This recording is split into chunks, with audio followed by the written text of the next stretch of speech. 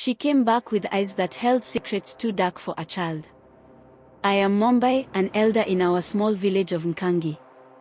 Many seasons ago, a child named Amani disappeared.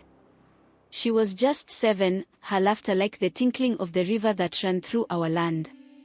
Her mother, Nakato, wailed for days, her sorrow a song that haunted our nights. We searched the dense forests, the endless plains, but Amani was nowhere to be found. Our village was known for its harmony with nature, but also for the spirits that whispered in the night.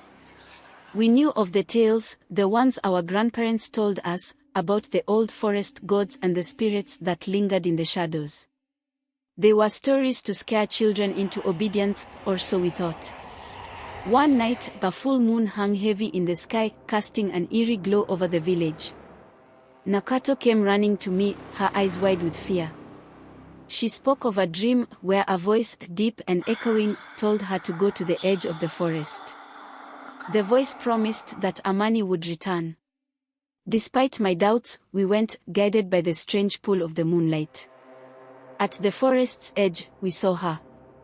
Amani stood there, her white dress glowing under the moon. Her eyes were not the playful eyes of a child but deep, knowing, and ancient. She walked towards us, and the air around her shimmered.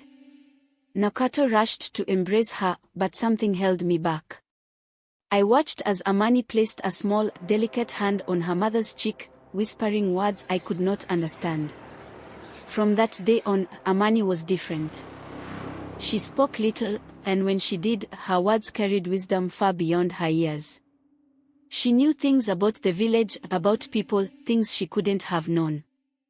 She began to predict events, guiding us through droughts and storms, leading us to hidden springs and fruitful lands.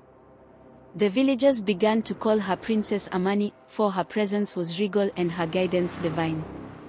But there were moments, in the quiet of the night, when I saw her standing at the edge of the forest, whispering to the trees. Her eyes would glaze over, as if seeing things far beyond our world. The children were drawn to her, yet feared her at the same time. They whispered that she spoke to the spirits, that she was no longer one of us. One evening, as the sun dipped below the horizon, casting long shadows over our village, Amani came to me.